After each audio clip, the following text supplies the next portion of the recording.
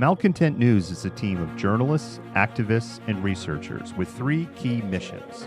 A commitment to show an unfiltered view of the before, during, and after of key events, live, as it happens.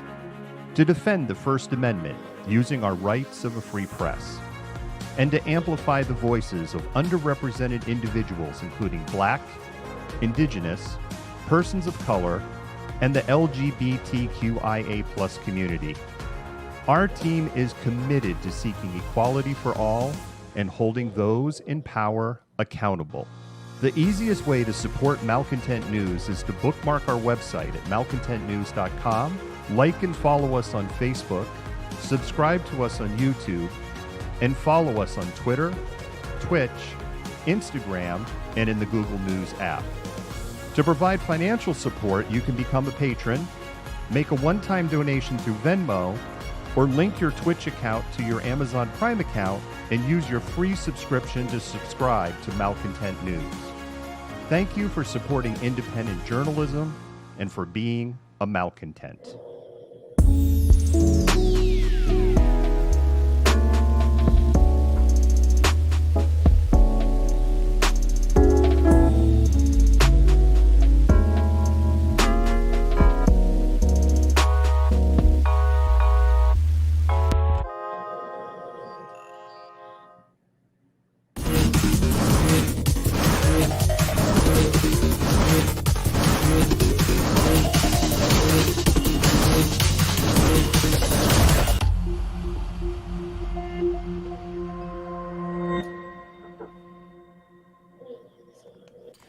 Good evening, Malcontents. My name is David. I am the Malcontent, and welcome to another edition of Malcontentment Happy Hour. Today is February 22nd, 2021, Monday. Jennifer, how are you doing this evening?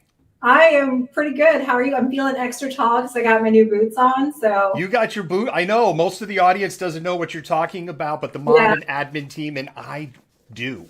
They're cute boots. They're amazing. Before we get started, Malcontents, this is the time that I always want to tell you.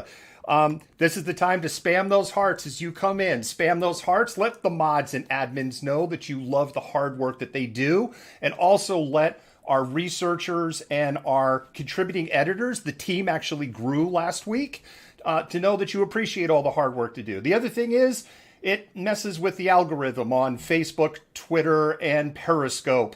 If you're on Twitch or if you are on YouTube and you're going, I can't spam hearts, it's okay. You could just put a comment like, I love our mods, or, hey, I'm glad you're here. The other thing I love to see, and I haven't asked for this in a long time, I love to see where you're from. If you're not watching from Seattle, if you're another part of the country, put a shout out over in the comments so we know where you're at. The other thing is, this is the time to do the retweet. This is the time to do the share. This is the time to start a watch party. It helps us grow. We have a huge show set up for tonight. Jennifer, are you ready to just jump into the land acknowledgement? Let's do it. Let's do it. Let's do it.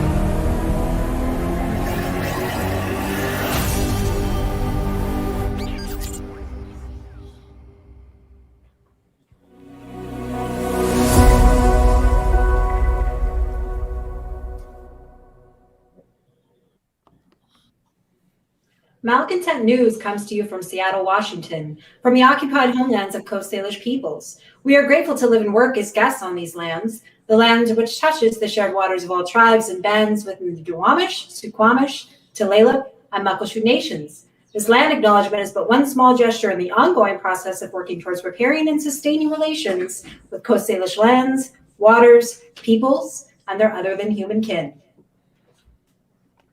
Jennifer, thank you so much for that. We have Ontario, Canada, Eugene, Oregon, and Portland, Oregon in the house tonight, Jennifer. And I'm sure we've got others. I love seeing the shout outs when people are here from other parts of the country. We really, really appreciate, and the other parts of the world for that matter, because, Canada, we're like that meth making family that lives on the downstairs apartment from you. Sorry. Unfortunately. We're real sorry about that. We are sorry. And I realize you don't want our diseased asses coming across the border and hanging out with you at any time soon. So with that said, Jennifer, why don't we go ahead and jump into our first story? Okay.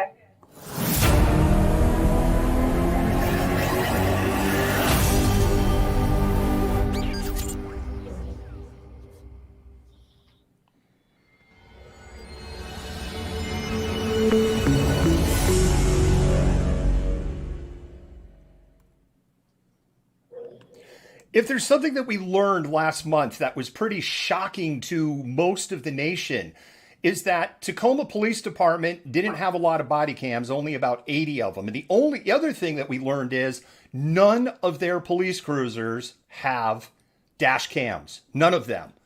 And because of that, there are a lot of questions on what really happened on 9th in downtown during the sideshow where two people were hit, one very, very seriously injured by police officers. We have analyzed that story and have videos. You can go back to malcontentnews.com. You can review the content that we have over there. But the story basically told by the police officer doesn't fully add up when you watch all of the available videos that are out there. Well, Tacoma Police announced today that by Sunday, over 250 of their officers will have body cams. According to Lieutenant Chris Travis, he said, after the events that occurred at 9th and Pacific, and listening to both our community and city managers and city officials, we wanted to get those cameras out as rapidly as we could in the field. They originally had planned to get them out by the end of March. They're basically going to be out by the end of this week.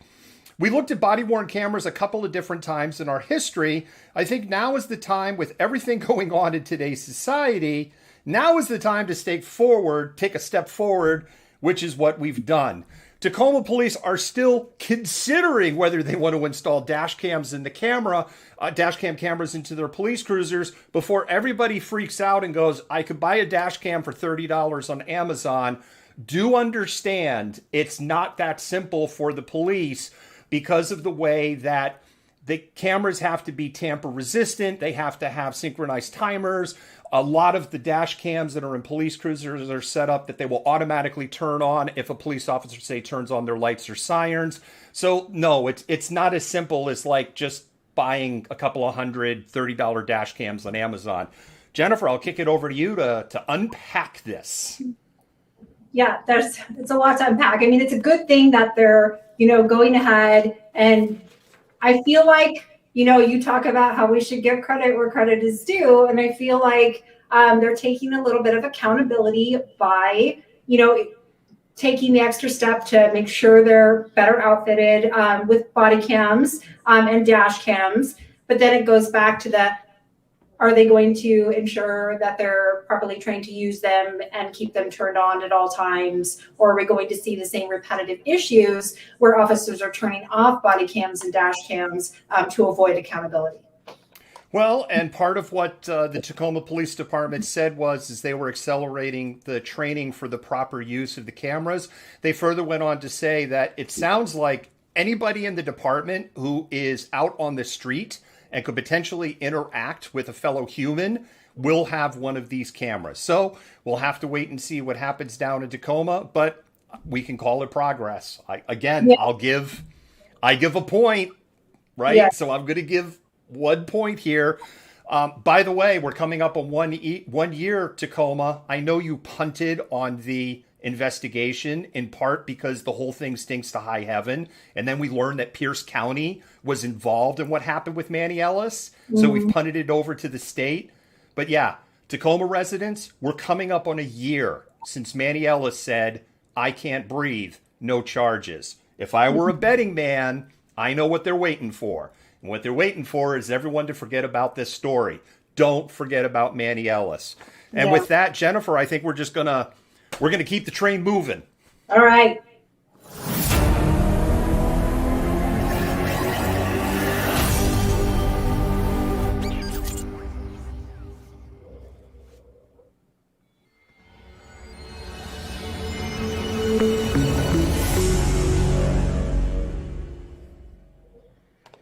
Jennifer, this is your story about what's going on over at Yeah, UW, and I know you have some, in full disclosure, you have some skin in the game in this story. I do. I am a graduate student in the Department of History at the University of Washington. So I got the emails that they were considering, and I also saw a lot of local news coverage that they were considering some type of sanctions because during the snowstorm, there was a large gathering of a few hundred people on Greek Row at the frat houses having a party. Witnesses say that they were, a lot of people were unmasked. There was a widespread outbreak of COVID on Greek Row earlier in the year, shortly after the pandemic started, then again in the fall. Of course, we reported not long ago, along with other news outlets, that, the UK variant of COVID was actually found in January on the UW campus in the student population. Now they've actually kind of started to crack down a little bit, and it's long overdue. It's an awful story that we have when we're here on crossing this horrible milestone. We're number one. We're number one. America. Yeah. 500,000 COVID deaths. And one of the things, Jennifer, that pops in my head is, if you remember when you first came on the show here, you first came on the show when that meme was going around about the deadliest days in U.S. history. And there were all these people going, well, yeah, but the 1918 pandemic and 650,000 people. And yeah, we're going to hit 650,000 people. Even if Joe Biden and Fauci and all of them wave some miracle magic wand tonight, there is nothing that's going to stop this freight train of crossing 650,000. And it's like, well, but the population was was smaller in 1918. Yeah. And they didn't know what a virus was in 1918. They didn't have ventilators in 1918. They didn't have antibiotics in 1918. They barely knew about sterilized fields or other issues like that in 1918, which is why so many people died of the flu. And this isn't the flu. It's not even close to the flu. Yeah. So, and the other thing, Jennifer, is we have these variants. There's the South African variant, which is documented as targeting younger adults and hitting them harder. And oh, by the way, they found it in Idaho. And if it's in Idaho, it's in Eastern Washington. And if it's in Eastern Washington, it's only a matter of time before it gets to this side of the Cascades, if it's not already here and community spread. Yeah, no, absolutely. And one of the things that was so problematic about the Spanish flu is that it targeted otherwise young, healthy people, which is very similar to what this COVID variant in South Africa does. So, the UW has tried to quell people's efforts to leave town for spring break, but that's going to be, I think, an issue in and of itself. It took them long enough to do any kind of sanctions for, the ongoing basically breaking of protocol and health safety measures on Greek Row. So they've now basically said that students that were in attendance at that party not only have to quarantine, but are not allowed to attend the in-person classes on campus because they are holding a few, especially in the classes that need labs. So, people just need to be more cautious. We're constantly drawing parallels between the 1918 Spanish flu epidemic and COVID. And I think where we most see that, or could potentially most see that, is if we start to have more of that South African variant spread through the population. Yeah. And we're in this weird position of rooting for the B117 variant out of the UK to kick the South Africans variant, because at least the UK variant responds to the Pfizer vaccine, still responds to general treatment, and it spreads a lot more, but it doesn't seem to target groups of populations that weren't targeted like the South African one. So it's like we're rooting for the lesser of two evils here. Hey, let's have a kegger. Yes. I know. And then there's so much we still don't know about COVID. What's particularly interesting is, can you still catch the South African variant after you had the UK variant? There's all these unknown variables, which then again boggles my mind why people would take those kinds of risks. Well, the story that we have in there, and again, I'm glad to see that the UW is saying, yeah, your happy asses aren't going into the classroom anytime soon because you dumbasses. Me too. All right. Let's keep moving, Jennifer. Yes.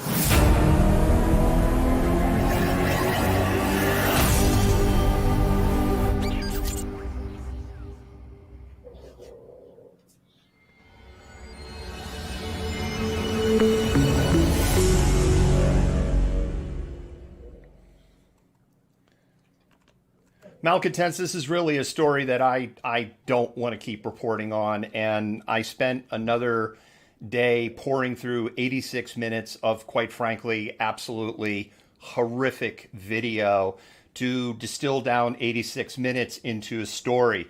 Rochester, New York released 86 more minutes of body cam video, although it's a bit exaggerated that they released 86 more, because in watching that, there was redundant video of about the 15 or 20 minutes that they had released prior. So really, they released about an hour. Jennifer, I'm going to roll the warning clip because this is tough. But I think it's really important to show because, guess what? When you watch 86 minutes of body cam video from the Rochester police, their story doesn't add up anymore. And we're going to get into that, Jennifer. But with that, let me roll the warning. Roll the clip. After the warning, if you don't want to watch this, go walk away for about 2.5 minutes and come back. It's like 2:30 or 2:50. Yeah.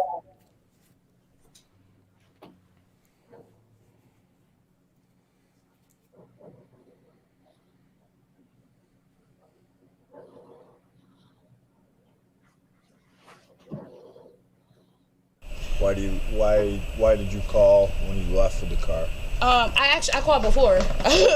Yeah, I'm gonna show you. What time did you call? We were fighting, and I ended up calling 912 because Oh, okay. Yeah, so I did call you Are guys. you okay? Before. Yeah, I'm fine. Like this shit right here, Stitch was fighting this shit. What's he got a warrant for? I didn't look him up yet. Yeah, for this. Okay.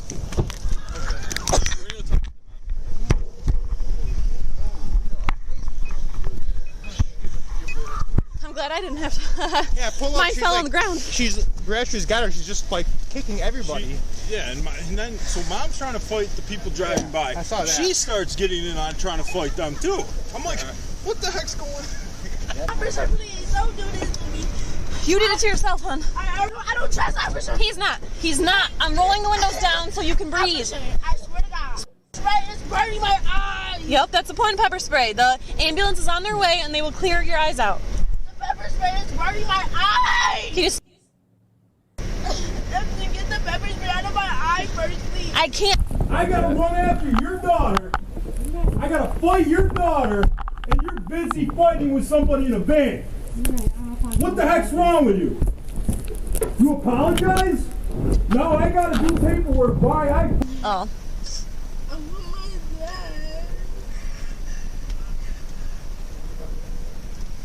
want my dad. I don't know where your dad is. Can you call him? In a little bit. My husband has his number. I just want my dad.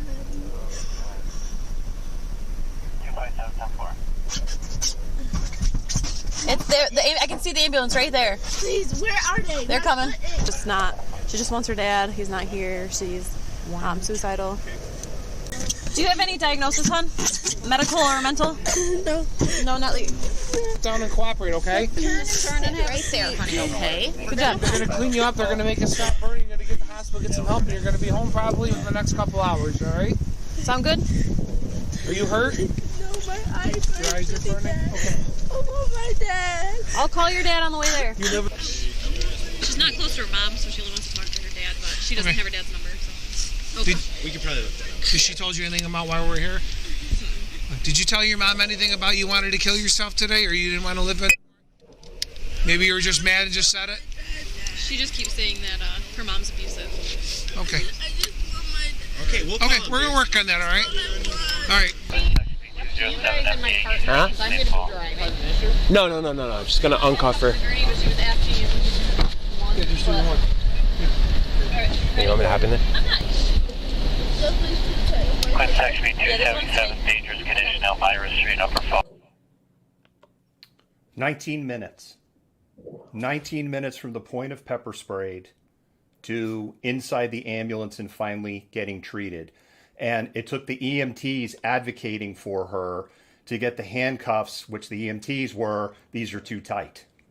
The other thing that stands out in this video, mom never called about daughter in distress. And mom even says that. We have another clip on that.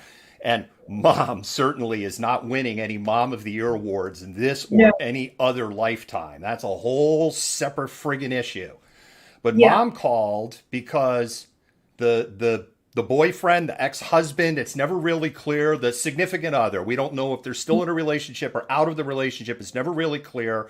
But the significant other, the father of this 9-year-old's daughter, stole the mother's car. And that's why the police were called. The other thing that we've learned in that video is in all of this scene going on, there was a person that wandered up on the mother's porch and just and was in the middle of a drug overdose. Just some random person just to kind of throw a wrench into it. And guess who the firefighters went to treat first when they showed up? Yeah. There's so much I know I was so torn between, especially we're going to show more, but I was so torn about the issues with the mother, the child, talking about some of the things that's going on, the fact that, that after they've treated her so poorly, which we saw in the first video, and then she's basically crying for help, they try to show her I guess the slightest bit of compassion, but it's, too little too late because the child's already traumatized. I wish we knew her name so I didn't have to call her the child because I don't like doing that. But yeah, there's so much, and I think we can talk about this more after we watch the rest of the clips that we have. Yeah. This is just so hard to watch. And I see all the comments she's 9. Yes, she's 9. Yes. And we don't know her name because of privacy laws and because of actually the laws that dictate on streaming. Even if we knew her name, we couldn't say her name because she's under 13 without express written permission from all the parties involved. And so we can only refer to her as a child, but she does have a name. The other thing is, Jennifer, is they don't know her name until minutes after she's pepper sprayed. And that's where, in a couple of those video clips, we hear conversations and it's been muted out. It's because they're saying her name out of the risks and privacies of a child, a 9-year-old child in all of this. Don't forget, this was a 9-year-old child who, by the way, oh, sorry, go ahead. Never apparently threatened by mom's account and by the body camera and the 911 calls. Never said her daughter was suicidal. Yeah, no, and I think we, like I said, we can elaborate a little bit more and unpack this a little bit more after the rest of the clips. But it's so problematic. If people remember when we showed the initial clips from Rochester, they made no effort to learn this child's name. And the fact that they waited so long to even try and get her name out of her, because, if you remember in the first video, there's officers standing outside the car and they're like, what's her name? They're like, we don't know. They don't even bother to leave inside the car and ask her. There's so much troubling about this. This video is going to haunt me for a little while this evening. It is. And back to Mom of the Year, because we saw mom assault her child and the police let her do it and the police didn't do anything about it. We saw that. And you can go back to the original story. It's on malcontentnews.com. So you can go to malcontentnews.com. You can do a search for Malcontent News for Rochester because that story is way down there now. But you can do a search for Rochester. It'll come up there. But mom is suing. And so let's play the clip. Changing. Yes. Elva Pope spoke out at her lawyer's office about the episode, which she says traumatized her 9-year-old daughter. She feels like, that she got me in trouble. She feels so bad for that, and I had to explain to my baby, you're not in trouble. You're not the bad guy. You had a mistake, and it's okay to have a mistake. Body camera video of the incident last Friday has touched off outrage. Pope says she called police after an argument in which her ex-boyfriend took off in her car. But after police got there, she alerted them her daughter had run off. And I'm like, sir, we need a mental health. I think my daughter is about to have a meltdown.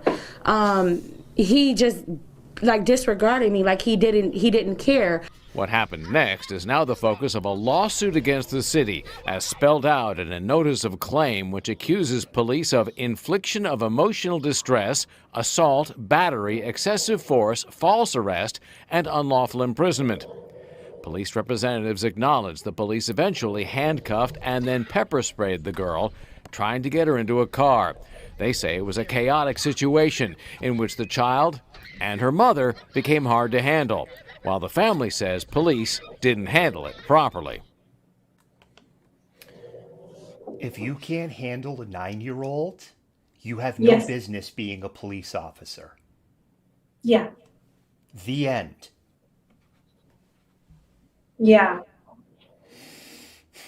I know, some of that footage where they're literally complaining about having to handle a 9-year-old child, and it was laughable, but also horrifying at the same time. Mom and the child became difficult to handle because you basically did, by the DMV-5, everything wrong. Everything wrong. Dr. and Mrs. Malcontent works at the trauma center here, and for irate, out of control patients, and they've had to have, because of the fungus issues over at Children's Hospital, they have had to have pediatric patients there when the operating rooms were closed. Pepper spraying resistant 9-year-old childs, not in the medical handbooks anywhere. No. I'm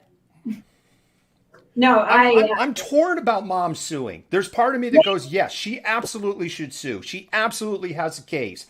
But mom is utterly gross in all of this. Mom had contributed to pouring gasoline on this fire. Jennifer, I got bad news.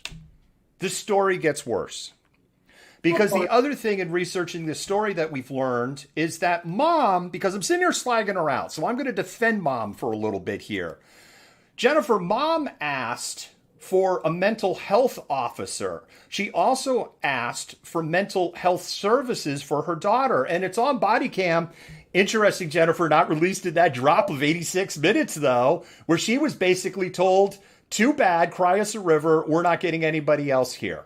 So she specifically asked for a social worker to deal with her 9-year-old child, and they're like, no. And then she asked at the hospital for mental health services for her 9-year-old child, and they said, no. Yeah, no, it's the whole thing is so troubling, from the way the mother acted to the way the child was treated by the police, to the account that followed up, and now everything that we're seeing on body cam that doesn't line up. It's entirely problematic. Back to accountability. This is a 9-year-old child. The way in which this child was treated, the way in which they deprived her of access to, mental health assistance, all of these things are so intensely problematic, especially when we get into talking about, and we show a little bit of the body cam stuff that came out of the Chad Wheeler arrest later, and parallel that with the way in which this 9-year-old child of color is treated. It is absolutely appalling. Appalling is an understatement here. Yeah. And the other thing that I've learned in watching that video, because there was one thing, although we don't have the hard evidence, but there were other people that did start to come out of their houses while this was going on. The police were trying to get statements. Nobody wanted to talk to them. Everybody that was out there was black. None of them trusted the officers. So what we have is we have a group of white officers coming into a black neighborhood, treating a 9-year-old child like a 30-year-old felony suspect. Yeah.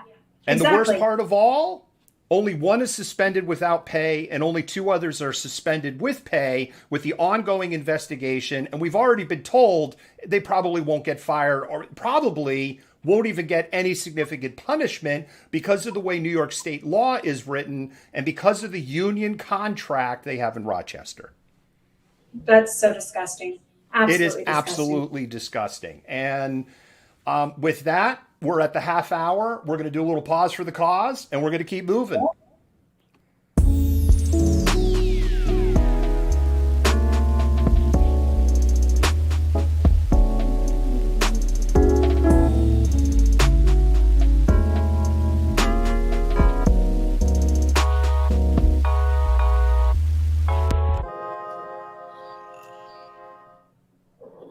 Hi, Malcontents. I'm David, the Malcontent, and I'd like to talk to you for a moment about supporting independent media. When you support us, you help us bring the before, during, and after. You help us defend the First Amendment. You help us amplify BIPOC and LGBTQIA voices, and you help us hold leaderships at a local, state, and federal level accountable. None of this would be possible without support by viewers just like you. When you become a patron for as little as $5 a month, you help buy technology, safety equipment, and help cover travel expenses so that we can continue to bring you news that you trust. If you can't become a patron, you can do a one-time donation on Venmo, and your dollars will go to the exact same causes. With your continued support, we can continue to amplify BIPOC and LGBTQIA voices while showing the truth on what is happening in the world around us. Once again, thank you. So Fairy Goddess 333, I saw your comment while we were on the break. The reason Mom didn't call for an ambulance is Mom never called for a mental health crisis about the daughter. It turns out that that's bullshit. Yeah. What she called about was that her prior significant other, the father of the daughter, had stolen her car. And he had a warrant out for his arrest for stealing the car before. And so she was calling the police, and they showed up because her car was stolen. And the body cam video does not support the initial police version of stories, nor the police positioning the child as suicidal as justification for their actions to basically everybody that they talked to after this engagement started in the first place. So that's what was going on there. Love seeing in the comments. Heavy show. I'm going to take this moment here to say, spam those hearts. Go ahead. Please spam those hearts. You mess with the algorithm. You let our mods, admins, researchers, and contributing editors know how much you appreciate and love them, because Lord knows Jennifer and I appreciate and love them, because we don't have to see the icky comments that some of you get to see before they get to. Anyway, they do a really, really hard job, and they do it over technically 5 channels. So give them some love. And the other thing it messes with the algorithm. If you're new to the show tonight, welcome. We're glad that you're here. Stick around. We think that you're going to like what we have. Jennifer, the show's going to kind of continue down a heavy path for a little bit, but don't worry. We have some palate cleansers for you. And with that, I'm going to go ahead and start the next story.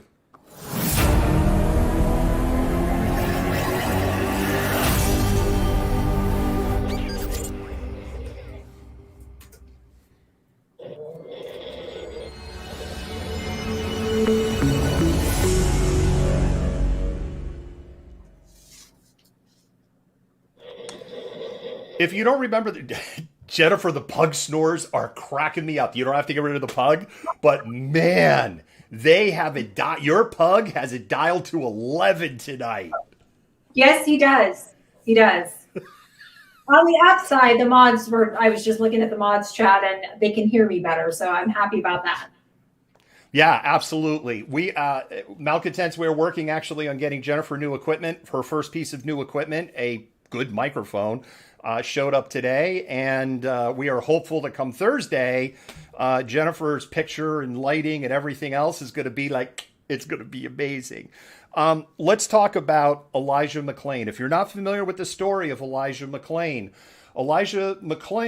was attempted to be arrested in 2019. There's just no other way to kind of word this, in August. And what happened to Elijah is a travesty, and it is inching closer and closer to being a crime. Elijah was on the autism spectrum, and he was a brilliant violin player, and he had no prior criminal record. He had no prior issues whatsoever.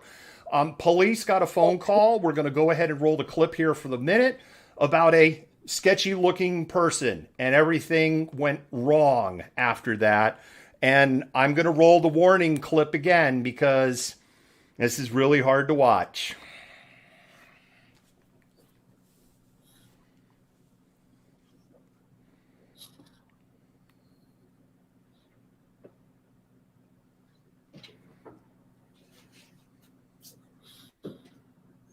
Hey, stop right there.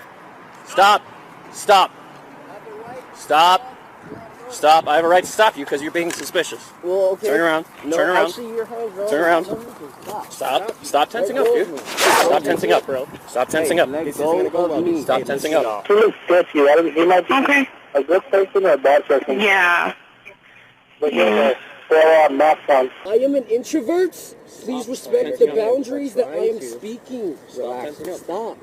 I'm going home. Relax, or I'm going to have to change this situation, dude. Hey, leave me alone. Sir, can you please cooperate? You leave me alone. No, we're gonna talk to you. You guys started to rush me, and I was stopping my music to listen. Now let go of me. Get over there.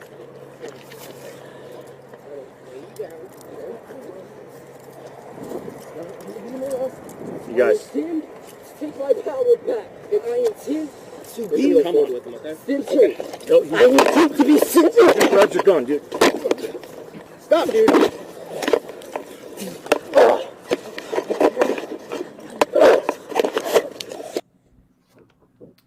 So what happens next is the officers put Elijah McClain, who was autistic, into a cardioid hold, as you saw in there, essentially a choke hold, and they choke him out. They still say he is combative. Paramedics come based on the call from the police, and the police are just basically saying, hey, he probably likes some drug addict or something. Paramedics just took their word for it and gave him a dose of ketamine. The dose of ketamine that they gave him was for somebody over 50 pounds heavier than what he was. And he stopped breathing, and he got brain damaged, and then he was brain dead, and then he died from the injuries of that. And there was absolute outrage from the Aurora, Colorado community from this. And George Floyd happened about almost a year later, actually. Well, May. So, yeah, I guess almost a year. We're splitting hairs, but it's almost a year later. George Floyd happens, and this wound gets torn open. And there was a planned protest vigil involving violin players from across the nation. And it was one of the things when this happened. This one's tough. This one's really tough. I'm just going to roll the clip, and I might need a minute after I roll the clip. And we've already rolled the warning once. I'm not going to roll it again. This is protest, and it's tough to watch.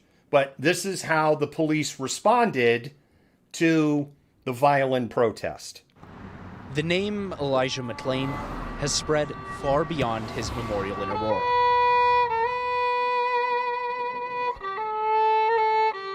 I see myself in him a lot. That easily could have been me in a lot of situations. It was like I saw myself in his story. You know, it's like that could have been me. Ashanti Floyd and Lee Indland Jr. are world-renowned violinists. They heard Elijah's story, saw the video of how he died, and knew they had to speak up. I saw this as an opportunity to just stand up and be there and show support and solidarity for, you know, the change that's on its way. Tomorrow, they'll fly to Denver from Georgia and New York to use the most powerful voices they have to fight for justice.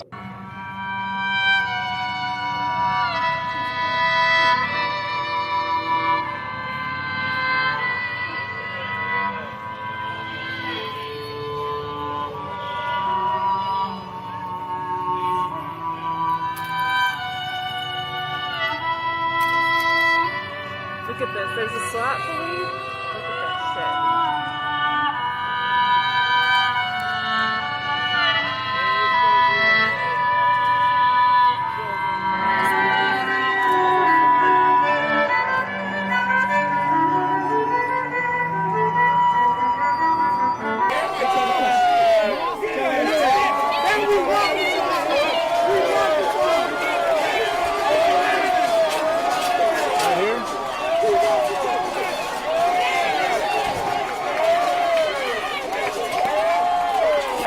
Stay back! Get back! Get back! Get back!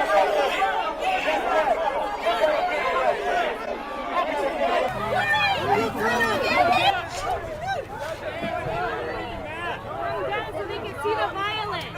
This is why we're peaceful here. Stay front, stay front, stay silent. No, no, no, no! No, no, no, no! Police claim they advanced when people pushed down a fence and tore plywood off store windows, threw water bottles at officers. The Aurora mayor has now called for a special meeting of the city council tomorrow. Come on. Jade! Jade! Jade! Come on, let's go back here. Isaiah, come back and play. Come back and play, yeah? Play.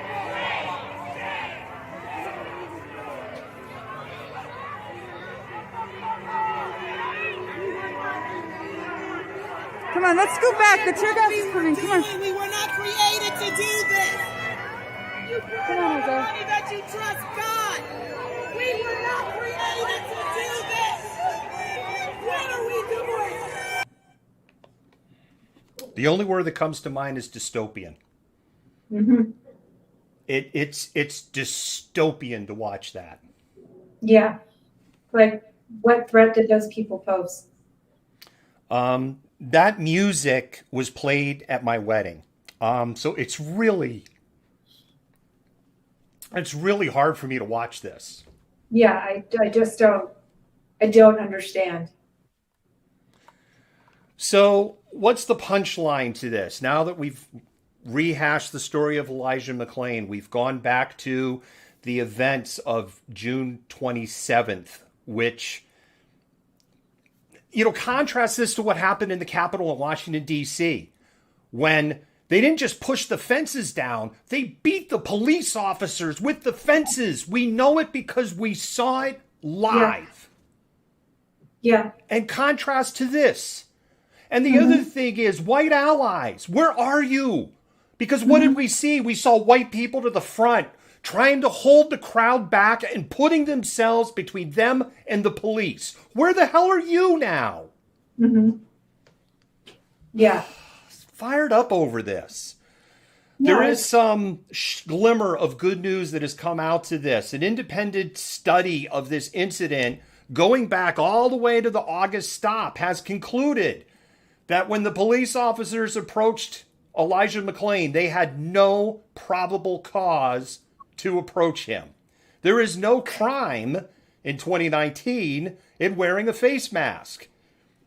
As a matter of fact, now in 2020, in some places, it's a crime not to wear a face mask. And it is important when we look at that story to remember that he was stopped basically because somebody called up going, there's a black person walking down the road wearing a ski mask. And that was enough probable cause in the discretion of the police to stop Elijah McClain, an autistic 23-year-old who loved the violin and had no criminal record. And they choked him out, they doped him up with ketamine, and he died.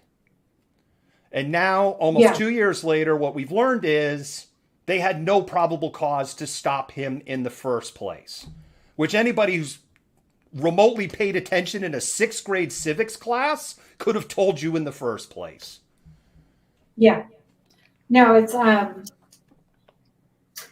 such a tragic story. It's not only is he, dealing with autism, he probably wasn't, autistic. I mean, there's lots of different kinds of autism. but being approached by police officers maybe, was traumatizing, in and of itself. But the fact that they gave him ketamine, making an assumption about what was going on with him is so grossly negligent. And then, I just, again, after watching some of that footage of the Wheeler body cam and the audio, and then paralleling it with some of this other stuff that we have going on tonight, it's so grossly obvious what is at play here, and it's white privilege and race. And that's actually a theme of the show tonight when we put a bow on the show at the end. We will continue to monitor this, the Rochester story. And guess what, Malcontents? We have another story tonight about walking while black, which is basically what it just comes down to. Yeah. And I'm going to say it again. I get up here and I say it and I say it and I say it, and I'm going to say it again.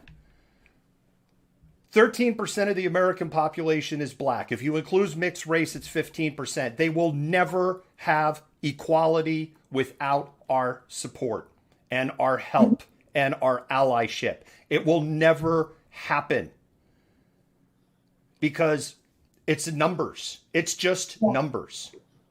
And so with that, we're going to do a pause and we're going to go into the next segment. Okay. Black Coffee is a hub for communities and a hub for meeting people, making friends, and understanding. What Black Coffee is to me is a place to actually call home, a place where Black youth will feel welcomed, where Black families will come and feel like they're at home. What we're trying to build is more than just coffee. Community is something that we do naturally. We know who's in the community, we know what the deficits are, and we're trying to fix that. We want to bring people together. My hope is that the phrase grounded in excellence shows up everywhere and that it becomes a movement. I'm looking forward to hanging out at Black Coffee with my friends and feeling safe. Black Coffee to me means opportunity for people like me and my other friends and family to come here and do homework safely and hang out and stuff like that. That is happening. It is happening. Black Coffee Northwest is located in Shoreline, Washington. They're between 180th and 170th on the west side of the highway. Check their website and check their Facebook page because they shift their hours from time to time, and I want to get it right. And with that said, the coffee is from Africa. The coffee is amazing. They have great merch. I have to wear my accomplished shirt again. I haven't worn that in a while. And yeah, Jennifer, it would be complete if I didn't say, go get a potato scone. I know. It's like becoming the Malcontent joke here. Yes. Yeah. And you torment me with them because I can't eat them because I'm vegan. Whatever. I could just tell you how amazing they are. With that, we're going to go ahead into our next segment, Jennifer. Okay.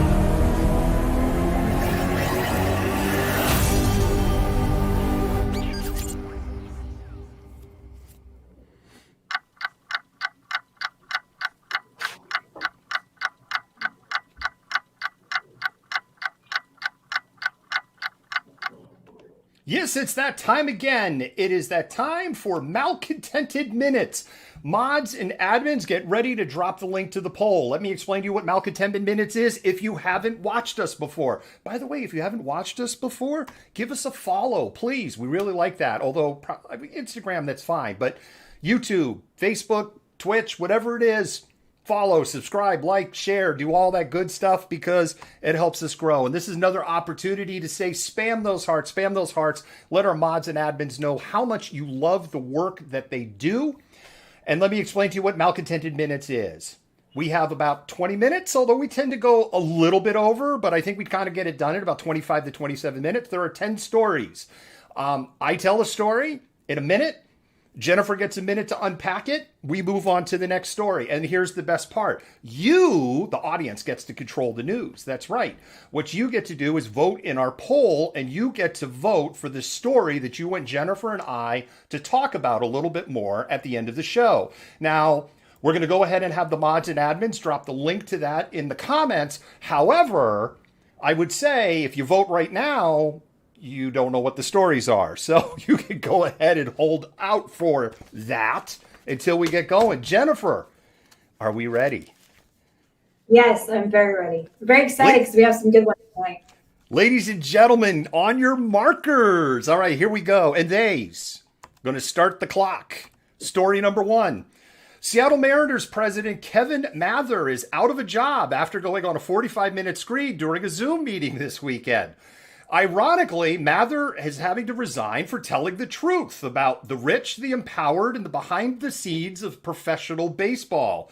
He criticized the Japanese players' English-speaking ability. He talked about how the team intentionally lowballs free agent players, then ties them up in bad contracts to just sit them on the bench. Because if they use them, then they actually have to pay them. He criticized up-and-comer Jared Kelenic, outfielder, that a lot of Mariners fans are excited about for having a gut, and said even if he destroyed it in the Cactus League, he's not moving to the bigs this season. Same goes for pitcher prospect Logan Gilbert, who they just plan to sit on his happy ass all year. It's worth noting that Mather's rant was in front of a very white, rich audience at the Bellevue Breakfast Rotary Club. As for the Mariners, management has already said, fans, 20-year drought of the playoffs, and we're going to keep cranking. Jennifer, you get time to unpack that.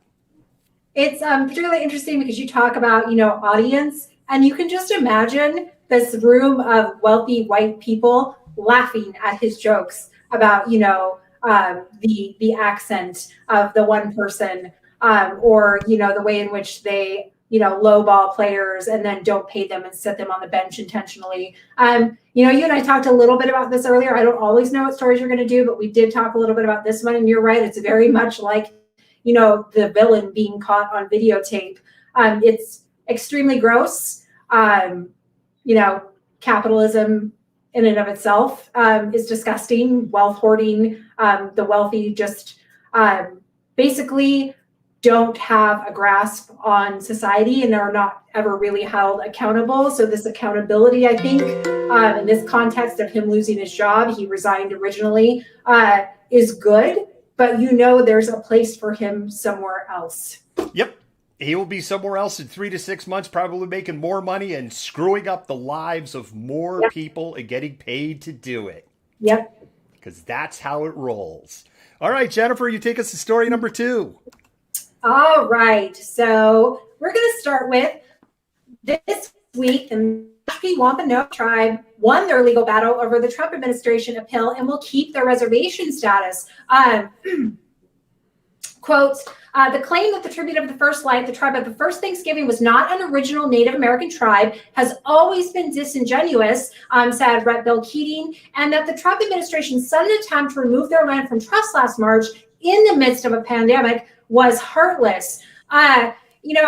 This is this whole idea about recognition and trust status and things like this has been ongoing for Native peoples since the development of reservations, and in particular after the Dawes Allotment Act of 1887, when basically Native peoples on reservations were forced into private property ownership, and they checkerboarded reservations and sold off chunks of land to white settlers. So this is a huge victory because there's been a lot of contest about the Mashpee Wampanoag, because they're so small, being able to keep this land. There wasn't a lot of land there. And if you look at the longer history of reservations and Native peoples, especially in the Northeast, it's extremely problematic. But, the Wampanoag were basically the first tribe that settlers in but settlers on the East encountered during Thanksgiving, and that helped them survive the winter. Chief Massasoit was the chief of the Wampanoags when the Pilgrims showed up in Plymouth in 1620, and we get the name of the state, Massachusetts, from Chief Massasoit. We have a piece that is up on Malcontent News that we put up every year about Thanksgiving time that goes into the story of the Wampanoag and the contributions that they made to, quite frankly, keep the settlers from starving to death. So it is beyond disingenuous to say they're not a tribe, not really, because it's just beyond disingenuous. We can keep unpacking this, but we have to keep moving. And with that, we're going to go ahead to story number 3.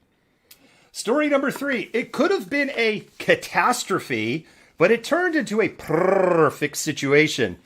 In a sign of the times, the Butler County Sheriff Bomb Squad was called for a suspicious package left outside the doorstep of a church in New Miami. Officers stalked the black duffel bag with stealthy determination, waiting for the right chance to pounce on the felonious situation. And inside the bag, they found a complex device of potential cuteness destruction. Sprinkles the cat and her 6 healthy kittens blew up the local news. All are in good health, and the domesticated I can't even do this. Terrorists are at the Animal Friends Humane Society in Hamilton, Ohio. Officials don't plan to charge Sprinkles, saying the worst she could do is wharf up some hairballs. You get 60 seconds.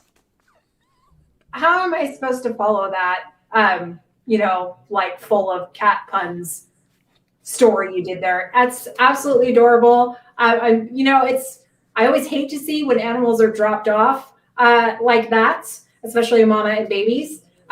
So I hope that they all find good homes. And I'm really glad that, Sprinkles is not going to be charged with any crimes. So yeah, I think that's a good thing. All right, I guess we can move to the next story. Yeah. There you go. All right, so more altruism out of Texas in the Lake Travis area. And so local businesses are feeding the hungry. So you have Lakeway Crago's Pizza and Pastaria, owner Andrew Rinkin, hunkered down with his family riding out the icy weather at his Hudson Bend home. Instead, he took calls from hungry patrons and fired up the pizza oven because they had plenty of ingredients.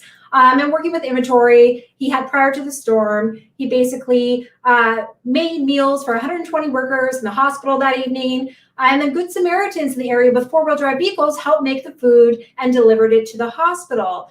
So this is just another instance. Last week, we talked about the furniture store, helping and letting people in when they had no heat and food, and what a huge thing that was. But we also had a brewery that opened.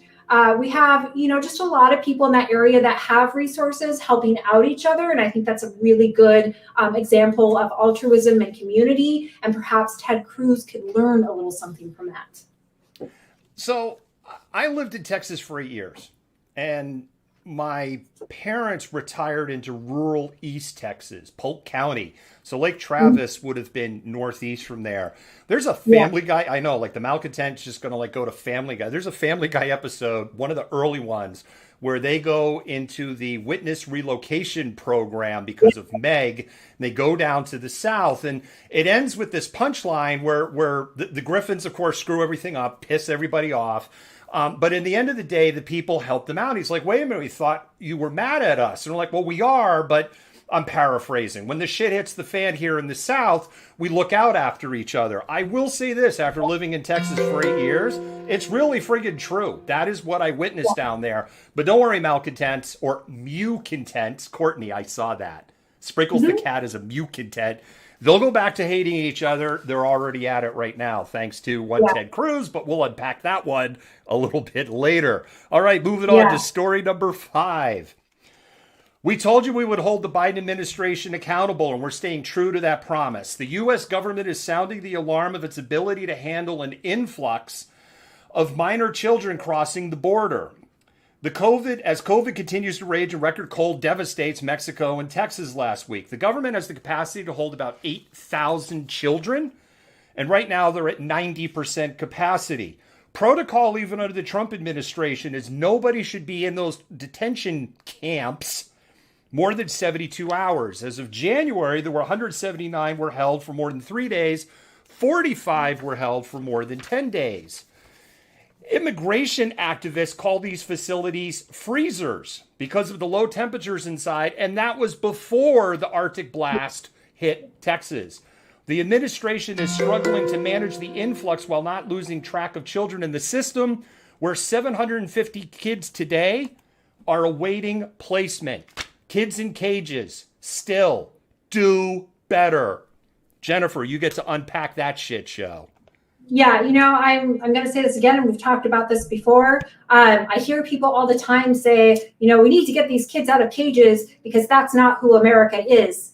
Yes, it is. If you look at, our history, one of the ways in which white Europeans that later became white Americans got populations that were not like them under control was by breaking up their families, was by taking their children. You see this in slavery. That was one of the ways in which they kept slaves docile, was by breaking up families and taking away their children. If you look at the longer history of U.S. government relations with Native peoples, boarding schools, adoption, the Indian Child Welfare Act in the 1970s made it so they had to stop taking so many Native children from families and placing them with white families. This is who America is, and it continues to be this way because it's effective and it has to stop. But people need to stop ignoring the longer history of it first. You could don't drop the new mic. But you could metaphorically drop the mic after that. But please don't drop the new mic. All right, Jennifer, we can unpack that one. Reminder, Malcontents, you get to vote because we're at the halfway point. You get to vote and pick the story you want us to unpack. We're halfway there. So you may not want to vote right now because you may have a new favorite as we go down. And with Jennifer, with that, you could take it away with story number 6. Oh, this is my favorite story too, because it follows so nicely with us talking about children in cages. So Senator Ted Cruz, of course, takes his family to Cancun, because he wanted a better life for them. So he figured he better cross the border. A mariachi band was seen playing outside of the home of Texas Senator Ted Cruz on Sunday as outrage continued over a short-lived holiday in Cancun, Mexico during a devastating storm. And as the Independent reported, according to witnesses, some of Mr. Cruz's neighbors went out to the street to watch the impromptu mariachi performance, which was organized by Houston-based Twitter user Brian, I'm probably going to butcher this, Havinka. There's a silent L there, I believe. So just a typical Sunday mariachi band in town, said the Texan in a video. So this was a way in which people were kind of protesting out there, Cruz's impromptu, which he says was a necessity, this trip to Cancun. And I believe we have a clip.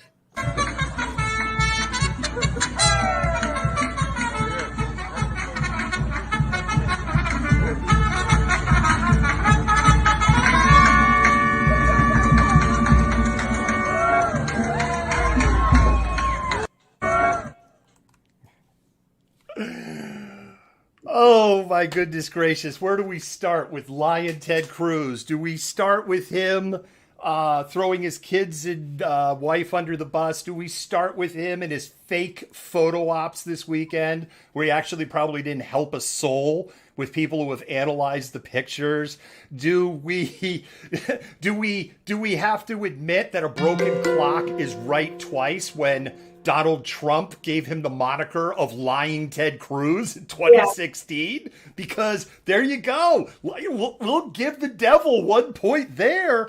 I mean, what a dirtbag. And, Texas, I don't know.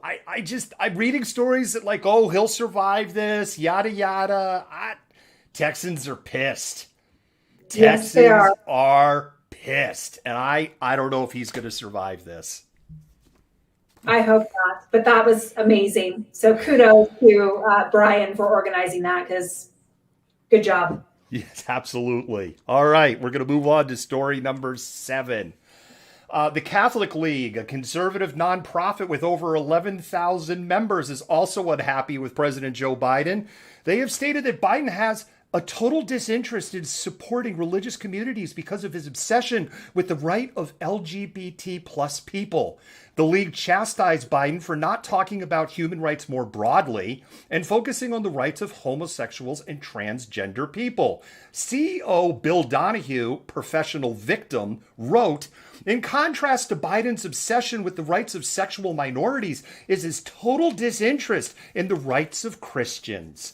He ended his tirade by saying Biden's selective interest in human rights suggests that the rights of Christians at home count less than the rights of males and females who are, wait for it, sexually confused. As we reported last week, the U.S. House is voting on the Equality Act, which is expected to pass without GOP support this week. Jennifer, you get to unpack wonderful human being CEO Bill Donahue.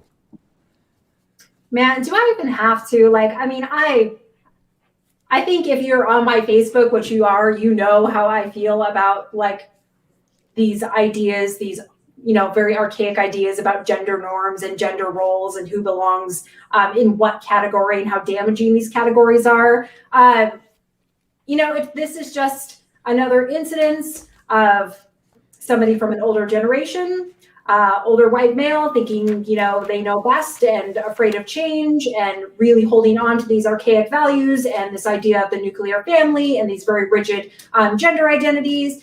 And quite frankly, I am just kind of over all of it. And so I will be very happy when we get these laws passed next week that kind of push people, even those who are very uncomfortable, towards equality.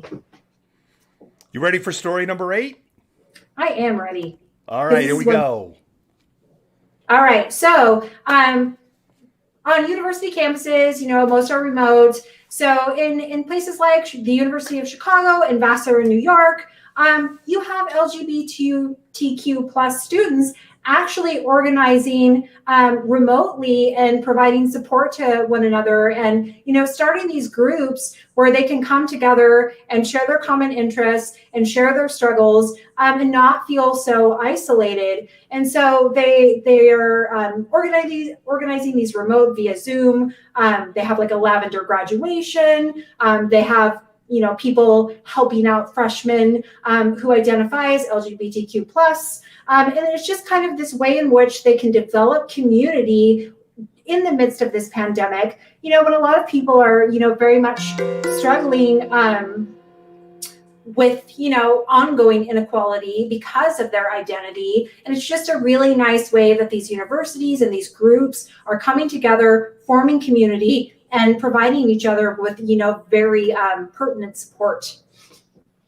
So I always like to point out when we have stories that seem to line up like this, Jennifer and I do not collaborate on our stories. We go out, pick our stories in, because this happened last Thursday where we had stories that were like lining up, 2 stories that lined up into like one bigger story. And no, we just, this is just the way the chips fell, so to speak. I think this is fantastic. It isn't just help with their community. Everyone's feeling isolated right now. Hello.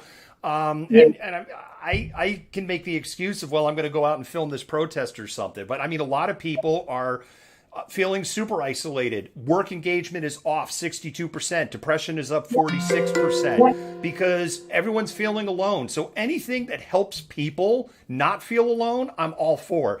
Anything that helps marginalized communities feel more connected, I'm even more for. Yeah, no, absolutely. All right, story number 9.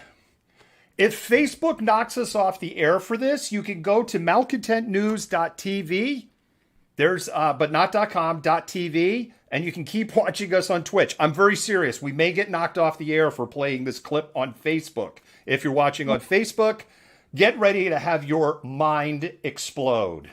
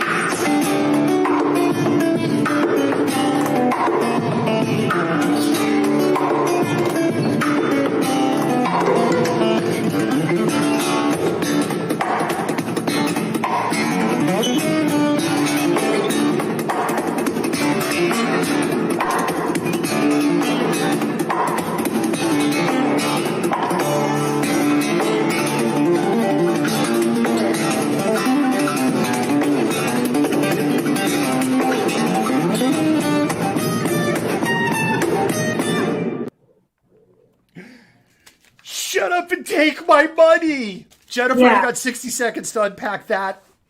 How do I even unpack that? So I was like in awe when because you said it a few days ago, I think, in our like news chats. And I was like, wow, that is really amazing, because of course now I'm hooked on TikTok, which is basically ruining my life. Yeah, I mean, what an amazing, talented performer. Super cool that we got to share this, especially after as heavy as the show has been so far this evening. So I hope people got to enjoy that as a little bit of a palate cleanser. I just, I need to do a slide on this note. So I'm just going to detune the guitar and then retune it by ear in the middle of playing. Yeah, go ahead. Oh, wait. And look how young he is. Look, I mean, he's a youngin'. Yeah. I say he, it could be they. They are youngin'. They're a youngin'. I totally admire people with musical talent because I have none. I tried to play the violin for a while, but it sounded like I was just murdering a cat. And my brother is super musically inclined, but yeah, I have none of that. All right, Jennifer, you can take us home. Story number 10. Oh man, are you guys sitting down? This is a tough one. Kim Kardashian and Kanye West are getting divorced. That's right. You heard it here and probably like 6,000 other places. But, their union is ending. Who didn't potentially foresee this coming? He had, of course, his brief run for the presidency, those very problematic comments he made to TMZ about slavery being a choice, for which he was called out on, and other, concerned about his mental health over the past several years. Basically, their relationship has kind of fallen apart over the last few years. They were living in separate spaces. He was living in, I believe, Wyoming, wanted her to relocate there. She was like, I am not doing that. And I think they have 4 children together now, but that union has quickly come to a close. And I hear that they're kind of rushing through the divorce, and she will be changing her name back to just Kim Kardashian here very soon. Do you think this hurts his presidential run for 2024? Let's ask the hard-hitting questions. I mean, God, I hope so. They have 4 kids? They do have 4 kids now, yeah. Yeah. And it's like, I mean, she's a Kardashian, but she's done some good stuff. She's working, trying to become a lawyer. So she's been raising the children while he's been in Wyoming. I'm sure she's got a lot of assistance, but still 4 children in any capacity is quite difficult, especially when you have a lot of other stuff going on. So yeah, I think at this point, she's just kind of trying to get through this as quickly as possible, kind of try and keep a little bit under the radar, which is basically impossible because it's Kanye West and she's a Kardashian. So yeah, we'll see what happens after this. We shall see. All right, Malcontents, this is it. It's time for the mods and admins to go ahead and drop that link one more time over in the comments. Now is the time. This is where you get to vote on the story that you want Jennifer and I to unpack at the end of the show. And we got a long show tonight. We got a lot of ground to cover, but we're moving fast. Jennifer, I actually think in the big scheme of things, we doing pretty good. Yay! Hopefully we don't rat hole the insurrection update because we have a way of going deep on the insurrection update. So we're going to keep it moving. Brief pause for the cause, and then we're going to go ahead and go into the next segment. Cool.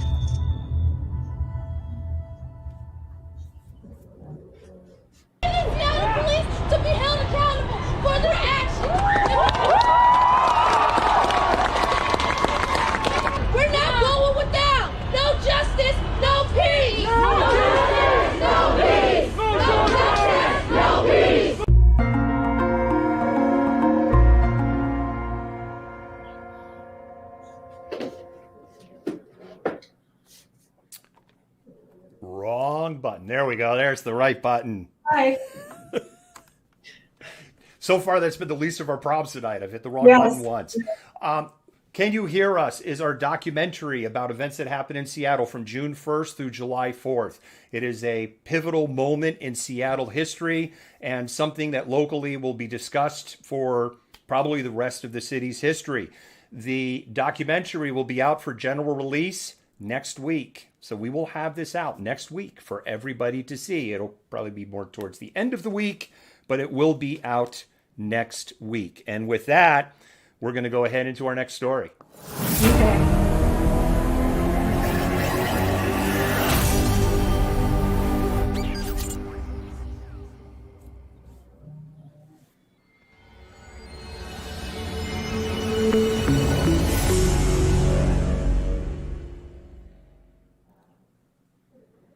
And Jennifer, I just want to say, Ursinate, I hope I'm getting your screen name right. Thank you for coming in here. It's okay voting blind.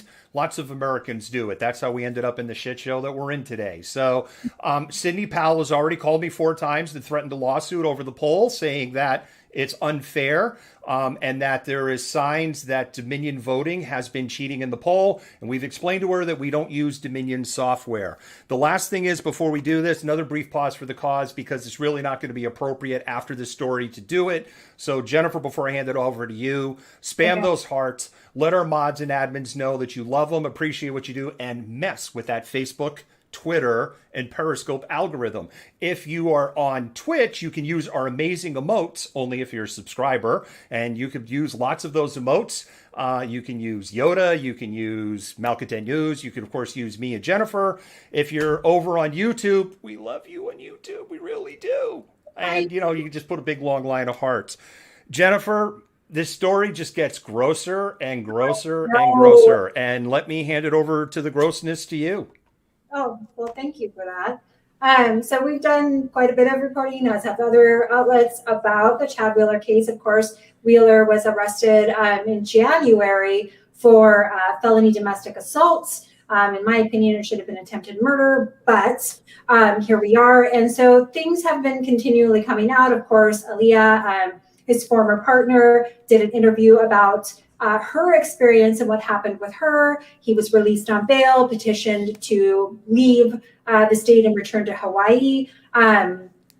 Then, of course, we did some reporting along with other news outlets about another domestic violence incident Wheeler had, I believe in 2015 at USC when he was in college. And so now we're actually getting some of the body cam footage and the audio from the actual arrest. And what is absolutely disgusting about this, and I'll let you guys kind of see this for yourself when David rolls the clips, is the way in which he is treated in comparison to some of the other things we've seen this evening and just, throughout the last year and even longer. So David, why don't you go ahead and roll the clip? Yeah, before we roll that clip, 2 things. The actual audio video that's available is close to 7 minutes. We're not going to play the whole 7 minutes. That's number one. And the second thing is I'm going to roll the warning because even though there is mostly just audio to this, the audio is freaking gross. He is so down the abuser rabbit hole with what he's saying. If you have been a victim of domestic violence, straight up, this could be really triggering for you. And I would say leave the room for 3.5 minutes and come back. And with that, I'm going to roll the warning and the clip. Okay.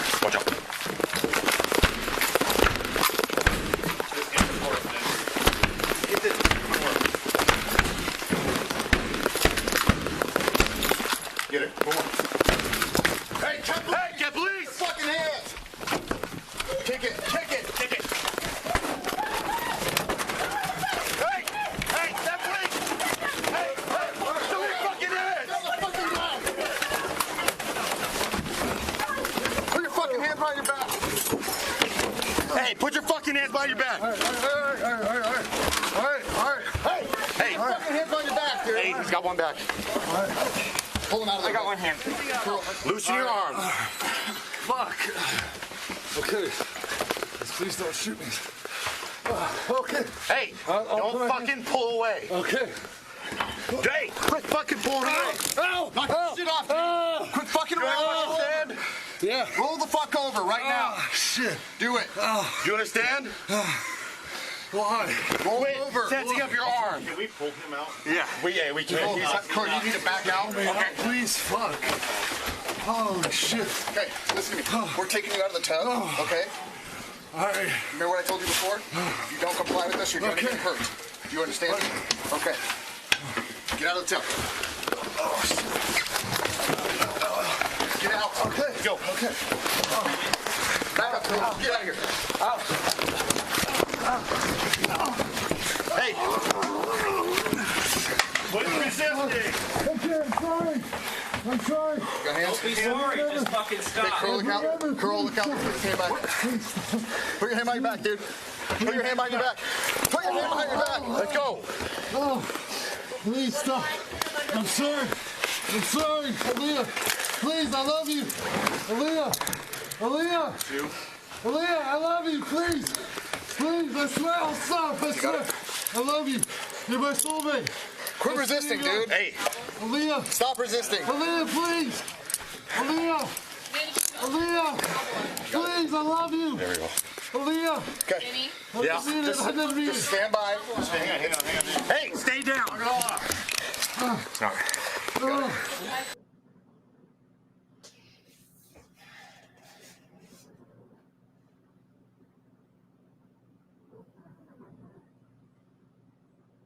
All right, Jennifer, it's flipping gross. It's absolutely disgusting, and you're going to have to bleep me because I'm just going to say this one thing to Chad Wheeler, like, fuck you, dude. Like, fuck you.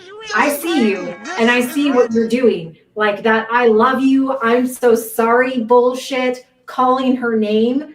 That is such a gross, manipulative, disgusting, domestic abuser playbook garbage.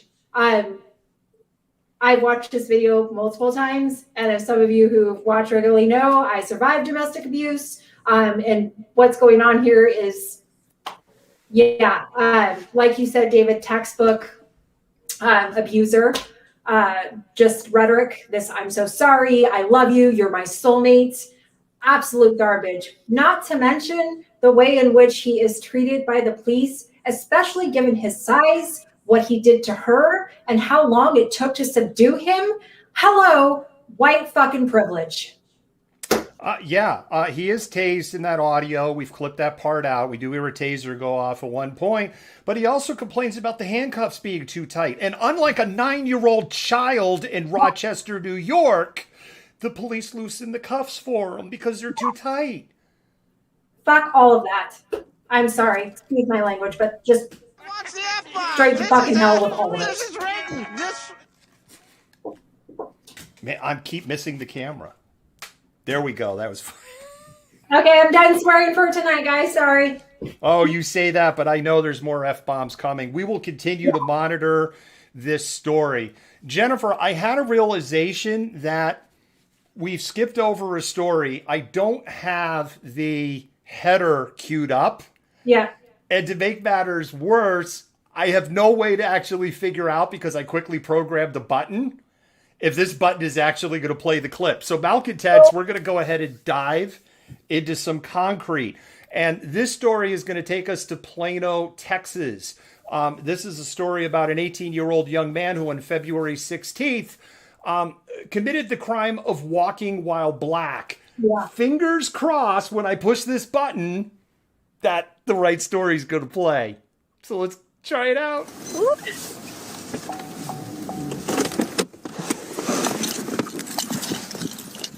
Hey, man. Whoop.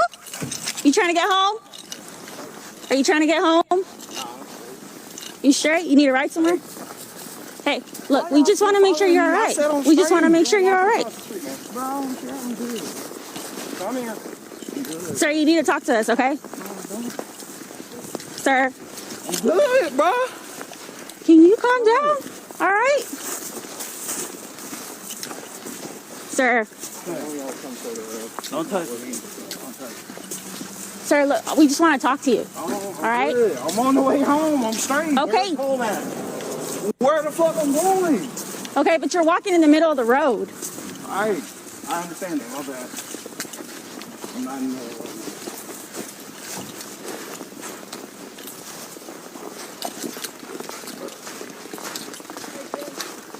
What's all on? We just trying to figure out where you're going. Home. I just said that. Oh, you okay, dude? Watch out, man. Where's home at? Do you want us to just give you a ride? No, I'm good.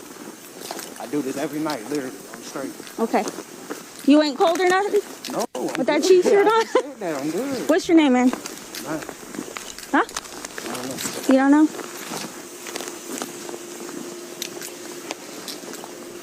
Can you just stop and talk to us for a minute? Bro. Do you mind? Do you mind just talking to us for a minute? Just talk to us for a minute. Just talk to us for a minute. I ain't gonna put my hand on a female. Please don't touch me. Okay. I'm just trying to get your attention, okay? We're just trying to make sure you're okay. Don't touch me. We're trying to make sure you're okay. We're trying to make sure you're okay. Sir? No, what? We're trying. No, what? We're doing an investigation. I don't care. I'm going home. You were officially detained. No. Yes, Sir. yes you are. Bro. Stop. Just relax. Just relax, all right? Just relax. We're just trying to talk to you. I got an anger problem. Please get off me. Y'all not, no. Stop. I'm sorry, I didn't mean to touch you. Yeah, you didn't stop. Put your hands behind your back now. Yeah, so that's 18-year-old gentleman out of Plano, Texas. And I'm getting a lot of Elijah McClain vibes there, Jennifer. Yeah. He's not doing anything. He's literally walking home from the store with a visible bag of goods, and all he's asking is stop harassing me. So he ended up arrested on the misdemeanor charge of walking in the road. Yeah. I'm like, because as we have here in the Seattle area, because we're not big on snow removal, as Texas is not big on snow removal either. Yeah. When the sidewalks are total pieces of shit, what do people do here? We saw it happening just a week ago. Oh, that's right. They walk in the road because it's easier to walk in the road. And we even hear the police officers in their conversations slipping a couple of times. She goes, whoops, as she comes out. She slips a second time, even tells the officers that are with her, hey, look out, like right over there. It's like, it's icy there. Yeah. So somebody called the police again, going, there's an individual who is stumbling around in the middle of the road, and I'm worried for their welfare. It's snowing. It's icy. I mean, it's not like this person is walking around. He doesn't remotely look suspicious in any capacity. He's carrying a bag from the store. That's it. It's not doing anything. So the story behind the story is he was walking home from work. He's an employee at Walmart. And despite the fact that it had been snowing and bitterly cold for 3 days, because this is the 16th and the event started there on the 14th, Walmart still wanted his happy ass there as an essential worker. He was walking his happy ass in the cold of the store. He was walking his happy ass home as a productive member of society with no criminal record, by the way, Jennifer, and a tax-paying adult, no less. And the police chief, or acting police chief in Plano, Texas, there's a lot of acting police chiefs across the country, has torn up the charges against him, basically saying that once he said to them, I'm good, leave me alone, I'm walking home, they no longer had any probable cause to continue the interaction with him. None, zero, zilch, nada. Yeah, they're basically harassing him. They're like, do you want to ride? He's like, no, I'm good. Why did they continue to follow and harass him afterwards, other than he's black and he's walking down the road and there's nobody else around? That's and walking through what looks like a nicer suburban neighborhood. Oh, wow, scary black person. That was my thought too. And like, there's not any cars on the road. Like, what was the big concern there? Honestly, other than he's a black guy walking down the road in the in a nicer neighborhood. That was what the big concern was there. And that had the potential, as we have seen over and over and over again, to go completely sideways. Yeah. Yeah, because he was not happy about what was going on. I don't blame him. I mean, really. Like, and they're continuing to follow him, continuing to harass him. And they're like, we're doing an investigation. Next thing you know, they're handcuffing him. Yeah. An investigation of what? This is contrasted because this is the 16th of February. And I get that Plano, Texas and Conroe, Texas are two totally different jurisdictions and they're in totally different parts of the state. Again, I lived in Texas. I live 30 miles from Conroe, Texas. On the 16th of February, an 11-year-old child literally froze to death in his bed in Conroe, Texas. The family is now suing ERCOT for $100 million. And if there's any ridiculous-ass lawsuit for a ridiculous-ass amount of money that I've ever in my life felt like, I hope you get every flippin' penny. That's one of them. And you have to tell me that in Plano, Texas, because we could see when he turns the corner, he is walking through a neighborhood that the power is out. Yes. Everything has gone dark. So you have people freezing to death in your homes. And Plano, Texas, you're telling me could get 3 police cruisers out for a black person walking in the middle of the street in the middle of one of the worst weather disasters in Texas history. Yeah. Yeah.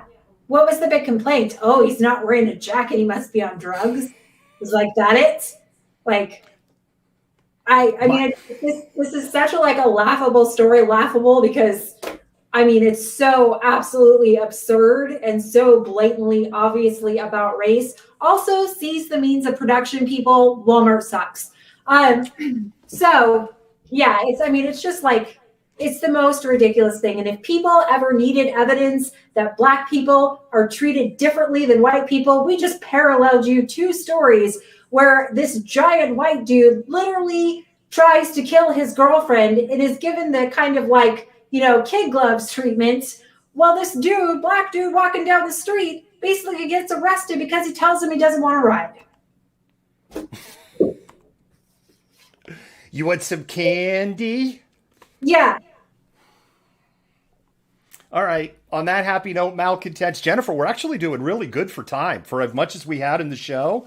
We're going to do another little brief pause for the cause, and then we're going to go into our next segment. Okay.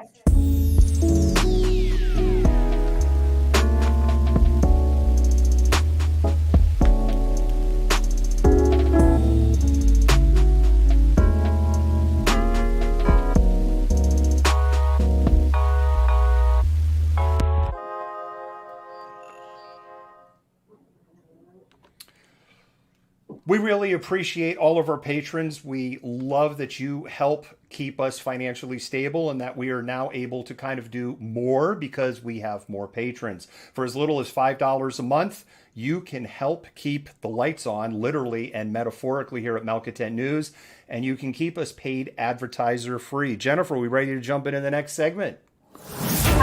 Yeah, are we going to do Black History Month first?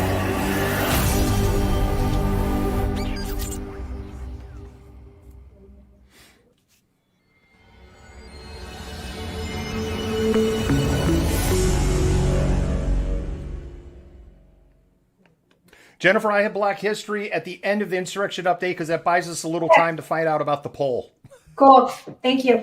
So yes, I have not forgotten about it. I have show notes. Okay. And we talked about but that was the one segment we didn't talk about when we were syncing up on things here. It's insurrection update. Jennifer and I's favorite part of the show. Yeah. And with that, Jennifer, because I did the last story, I'll let you go first. We're going to have to speed round this puppy here. All right. Are we ready? Let's go. We're ready. Go. Keeper leader Jessica Watkins claims coordination with Trump administration officials. In her legal defense for her actions during the January 16, 2021 insurrection, accused domestic terrorist Jessica Watkins claims she was given a VIP pass to the pro-Trump Save America rally, met with Secret Service agents providing security for legislators and others, and was there in a collaborative security capacity with government officials. On January 5th and 6th, Ms. Watkins was present, not as an insurrectionist, but to provide security to the speakers at the rally, to provide escort for the legislators and others to march to the Capitol as directed by then President Trump, and to safely escort protesters away from the Capitol to their vehicles and cars at the conclusion of the protest. The court filing said on Saturday, quote, she was given a VIP pass to the rally. She met with Secret Service agents. She was within 50 feet of the stage during the rally to provide security for the speakers. At the time the Capitol was breached, she was still at the site of the initial rally where she had provided security, end quote. The U.S. Secret Service, in response to Watkins' claims in the Saturday filing, denied that private citizens were working with the Secret Service to provide security on January 6th, which is kind of, you know, whatever, they're going to deny whatever, but this kind of segues into this idea that, hey, this is a lot deeper than we thought. So, Jennifer, one of the things oh, wait a minute. I was just going to say, I haven't seen comments on Facebook for a while. So I was like, I think Facebook might have caught up with the Led Zeppelin clip, but I just literally saw some Facebook comments. So I guess either people are signing back in, but I am under the impression that Facebook knocked us off the air for the Led Zeppelin clip. We'll, of course, have to file against it, and a week later they'll say sorry. Hey, Mark Zuckerberg, fuck you. This is written. This is written. All right, let's go here. Joseph Fisher of North Cornwall Township is spending the night at the Gray Bar Hotel in Dauphin County for his alleged involvement in the insurrection. He has been charged with obstruction of law enforcement during civil disorder, knowingly enter or remaining in a restricted building or grounds without lawful authority, violent entry and disorderly conduct on Capitol grounds, and obstruction of justice in Congress. Fisher has been suspended. Jennifer, you're going to find this one interesting. Power grid was shut off by Dickless here. They caused an explosion. Is this? He was suspended without pay. I actually don't know why that clip just played. That's totally weird. He's been suspended without pay. Pending the criminal investigation, officers said Fisher was bragging on his Facebook profile. This is how you know Antifa didn't do this. About storming the federal building under the username SV Spindrift.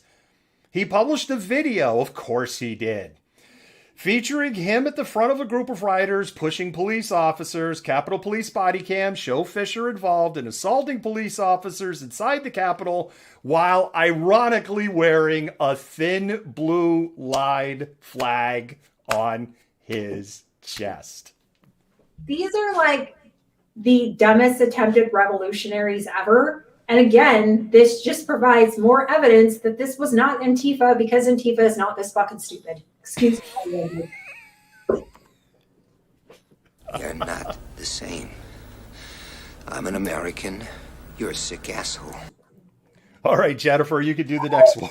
Okay. So, U.S. investigating ties between Roger Stone, Alex Jones, and Capitol rioters. Big shocker, right? The Department of Justice does state that their interest in Jones and Stones is more about establishing a timeline. Alex Jones, in the day after the insurrection, claims he was invited to the White House, met with Trump on January 3rd, 2021, and was told he would lead the march to the Capitol. He expressed the same story on InfoWars. Stone was defended by a group of Oath Keepers on the morning of the 6th outside of his hotel, which conveniently kind of lines up with our first story. And some of those same people are now arrested for their involvement in the insurrection. The Department of Justice confirmed the investigation and said it could take, quote, some time to unravel the connections. Oh my goodness. Of course it'll take some time to unravel the connections.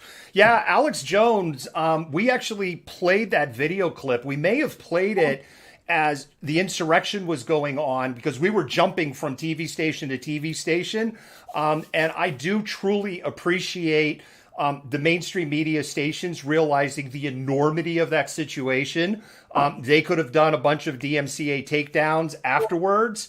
And they left the independent journalism community completely alone afterwards. We were literally jumping from AT&T TV channels and kind of flipping through them. Yeah. But Alex Jones was on there going, hey, I'm leading this thing. And Donald Trump says he's going to be right there with me. We also know that some of the people, as you said, that were with Roger Stone were with him on the morning of the 6th, acting as his bodyguards. And then they stormed the Capitol, which, of course, Roger Stone was like, well, I never left my hotel room. And then somebody was like, but we saw you outside. And, well, I only left my hotel room for that. And then I stay in my hotel room all day. Of course you did, Roger. Yeah, whatever. All right, I'm going to do you a solid. You're gonna because I know you want this story. So your favorite person, you can have it. Okay. So we all know that I just love Lauren Boebert. And before we start this, I just want to clarify that she is a GED recipient. We do talk about it in this, but there's nothing wrong with getting a GED. I got a GED at 34, and I am now on my way to getting a doctoral degree, so GEDs are fine. But here we go. Lauren Boebert doesn't understand the Constitution. Well, that really shouldn't come as a shock, as the recent GED recipient should have spent more time studying civics, as should a lot of other Americans. A bipartisan bill has been introduced in the House to prevent members from being armed in the chamber. Boebert isn't having it, though, saying in a tweet, quote, protecting and defending the Constitution doesn't mean trying to rewrite the parts you don't like, end quote. The well of irony is deep and cold because there are these things called amendments, 27 of them, in fact, where the Constitution was rewritten to change parts people didn't like. But wait, there is more. Boebert herself co-sponsored a bill calling for a constitutional amendment creating term limits for congressional leaders. Way to go, my favorite person, Lauren Boebert. And we're not slagging out people that got their GED. This is a person who is creating laws. She is in the legislative branch, and she doesn't even understand the document that she is talking about. You can have a GED. If you paid more attention in the civics section, you would know more about civics. I've heard people mumbling, Jennifer, that there should be a requirement for senators and Congress critters to take the citizenship test. They should. Because you can't convince me that Madam Boebert would be able to pass it. No, and I think most people, when we actually ITA'd a class that was like, Peoples of the United States, where we actually made the students take the civics test, and they had to study for it. It was really difficult for a lot of them, even, students that had been raised in the United States their entire life. And actually, it was interesting to me because the students that were international students understood it and actually did better on it than the students that were raised in the U.S. Of course they did, because you're forced to study it. Mm-hmm. Dr. and Mrs. Malcontent went through this on her path to U.S. citizenship, and I was helping her study for the tests. And there was stuff in there that I was like, I'm a little rusty on some of this stuff. So, Jennifer, we have a story about love American style here. The couple that insurrects together can't stay together, certainly when they're both locked up. Keeping it all in the family, Sandra Parker, 60, and her husband, Benny Parker, 70, members of the Oath Keepers, were arrested and are now facing several charges. Both were released without bail because white privilege. Mm-hmm. Why not? Yeah. The Parkers and several other people in similar camouflage and military combat gear were captured on video on January 6th, plowing through the crowd outside the Capitol, following essentially military protocol for moving through a crowd. According to the criminal complaint, Bernie had been coordinating with the Oath Keepers all the way back to November 11. So here's my question, though. Are they ever going to get to go back to the liberal freedom palace?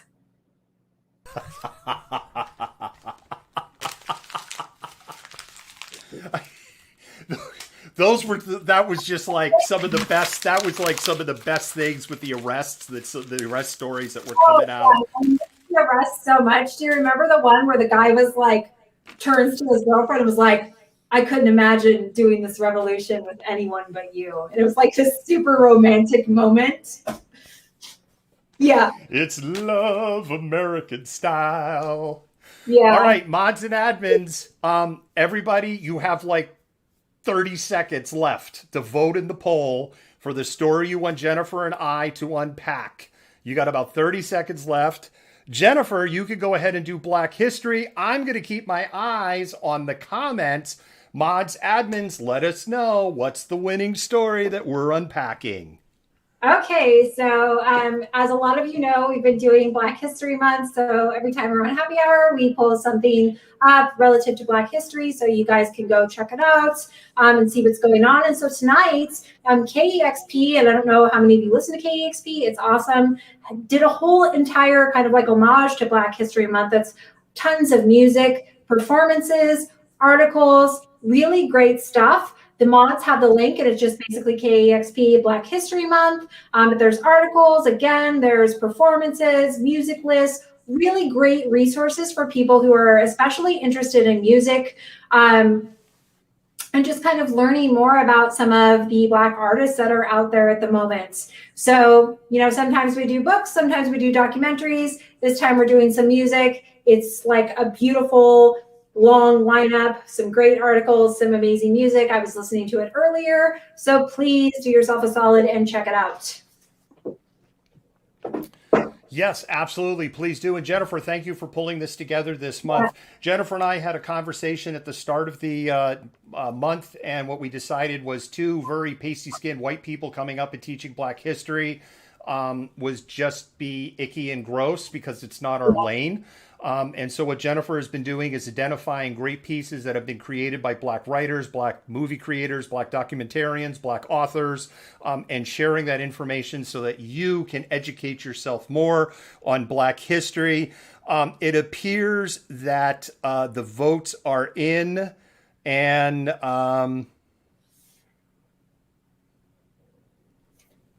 so it's the Mashpee Wampanoag story. I'm a little confused. I'm excited if it's the Mashpee Wampanoag story, but it's a tie. This is the first time this has happened. Okay, so it's a tie. So what is it in the tie? I say it's because we've got like 10 minutes left for the show. So I say it is host discretion. Okay. It's a tie. It is the first time we've had a tie. We have no tiebreaker rules. Wow. So Malcontent, if you don't see me looking at the camera, there's a screen that I'm looking at down here, and that's how I'm getting communicated with. So that's why you see me staring off into space. And the winner it's a tie. Mashpee Wampanoag and Children at the Border. Let's do Mashpee Wampanoag. We've had a heavy show. Kids in cages fucking suck. Yeah. I agree. This is written. Do better, Biden administration. Do freaking better. You're screwing this up. All right, Jennifer, Mashpee Wampanoag. I'll let you. It's your story. I'll let you start. Yeah. So you know, basically the federal government again dropped the battle over pulling Mashpee Wampanoag reservation land out of federal trust and basically taking it away from them in the middle of a global pandemic. They do not have a large reservation. A lot of the tribes that are left in the Northeast, Native nations, we should stop calling them tribes because they are independent sovereign nations. They don't have a lot of reservation land in that area. And so what they do have is extremely valuable to them. And so what happened is basically, you know, they kind of dropped their legal battle over it. The Mashpee Wampanoag are getting to keep this land, but it was Donald Trump, the Trump administration, and Donald Trump in particular, who has a long history of issues with Native nations related to gaming. I don't know how many of you saw the video of him talking about he was in a courtroom during a legal case, talking about, well, they don't even look like Indians. So he was perpetuating some very problematic stereotypes, you know, flexing his money and his white privilege to try and basically force Native peoples out of the gaming industry so he could build his own. So he has a long history of issues with Native peoples more broadly, not to mention his references to Elizabeth Warren as Pocahontas, which is, you know, extremely demeaning and gross. But this is some really great news because what little reservation land they have, they are getting to maintain. And what's particularly interesting to me is even though we have a Supreme Court that is kind of an upper level courts more broadly that were packed with Trump appointees that are tended to lean more conservative. In the context of a lot of the decisions that have come out regarding Native nations, they've been pretty favorable, which I think is an absolutely wonderful thing. So I am thrilled that they're, getting to keep this land. I am also, and I grew up in this area. One of the things I was very blessed at growing up in this area is having a very, very strong education in American history. Yes, we were taught the bullshit story of the first Thanksgiving, but the resources were openly available even as a kid in the library to learn the real story. So even before I exited out of high school, I knew that the first Thanksgiving story was just a complete load of crap. The other thing, Jennifer, I really like about this is the Mashpee Wampanoag are actually... there's a lot of friction between them and a lot of other First Nations because there was animosity as held on the idea that they had an opportunity to stop the Pilgrims and at least delay the genocide that was happening, and they elected not to do that. There was serious discussion between Massasoit and his warriors and other people and his trusted council that were around him. I don't think a lot of people, people hear Native Americans and they think teepees and stuff. They were part of the Great Iroquois Alliance. So they're living in longhouses. If you ever go to Plymouth Plantation, you go into a Mashpee Wampanoag log house, which is very similar, actually, the ones we have in the Pacific. Yeah. And then you go into the dirt floor cabins that the settlers were living in. Trust me, you would be like, so this is where the white people stay? Yeah. I want to go stay with the indigenous people, please. It's not even close. So there was serious conversation about just killing the settlers. There were some that were like, look, because fur trappers, etc., had been coming for decades and they had taken slaves and hostages and killed people. When the Pilgrims first landed, they landed on Cape Cod and they got a very angry reception from the natives. People were there. So they're like, okay, bad spot. We'll keep sailing. And then they sailed around to Cape Cod. And the ultimate decision is that Massasoit and the Wampanoags had lost about 90% of their population from an unknown disease. It wasn't in all likelihood not a disease that came over from Westerners. They did not describe anything like smallpox or measles. They described what they describe as like a coronavirus almost, actually, is what they... That's not now. Like if you look at the scholarship coming out within history, looking back at this period, they do believe that some of what they had was actually came from contact with Europeans. But a lot of, this was a very kind of usual thing when settlers would come and to a place where they were, Native peoples had tensions between each other prior to the arrival of Europeans. And so what would happen is sometimes they would ally themselves with settlers in order to gain their protection. And so even if you're looking down at like the Aztecs and Cortez, Cortez was able to get in to the Aztecs and defeat them through a combination of disease and allying with upset tribute populations that helped get him in there. And this is a very similar thing. So I'm going to share there's a great documentary that was produced and directed by a Native man named Chris Eyre, also helped created by Sherman Alexie. There's tons of Native scholars and Native peoples who talk about their stories, and it's called We Shall Remain, and it was done by PBS, and I want to say 2012. But the very first episode is something to do, I can't think of it, I show it in my class too, something to do with after the Mayflower. And so it talks about all the things that were happening at the time settlers arrived, the relationship, the deterioration of the relationship, the death of Massasoit, and then the rise of his son. They called him King Philip. His name was actually Malcontentment. There was this King Philip's War that really kind of rampaged through the colony. And the end of that was, very graphic ended up very poorly. Native peoples were sent off to the Caribbean as slaves. Malcontentment had his head chopped off and put on a stake to prevent and quash any further Native rebellion. So I highly recommend this documentary series called We Shall Remain. It starts at after the Mayflower and ends in the 1970s with the occupation of Wounded Knee by the American Indian Movement. It is a fantastic documentary, totally from an indigenous perspective. So yeah. We Shall Remain is tremendous. I would call it required watching on that.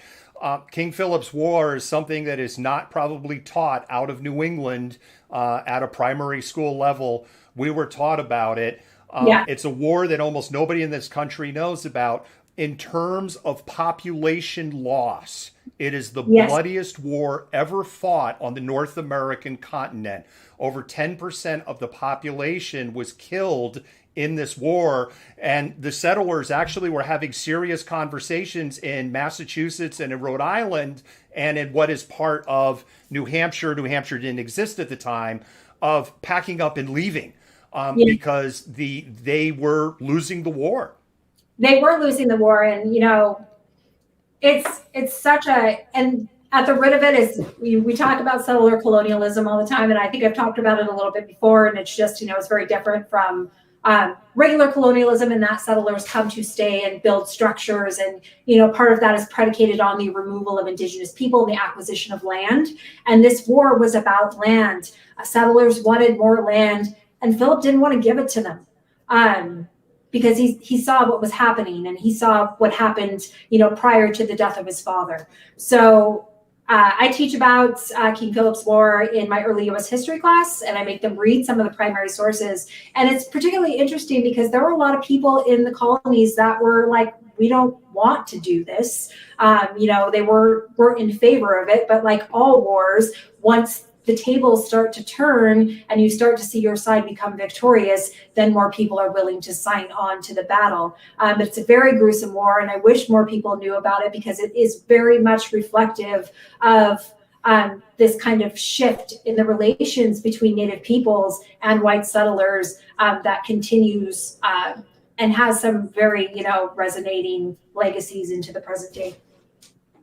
Jennifer, thank you so much for that. I always love the insights that you have and you bring because of your vocation on this. I could totally geek out with you for like another hour just on King Philip's War because it's something I have read a lot about, and I get it. You teach it, and I would love to sit and learn. We'll have to save that conversation, though, for not the rest of our audience to hear. With that, I'm going to move to our closing segment, and then we're going to say our goodnights.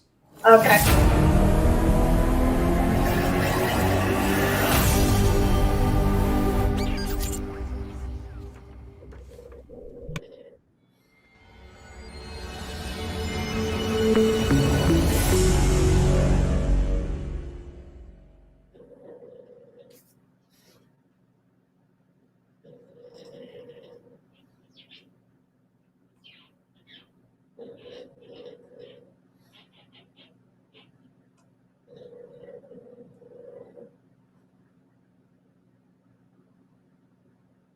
Malcontents, I want to talk to you about three different, header says vehicular assault.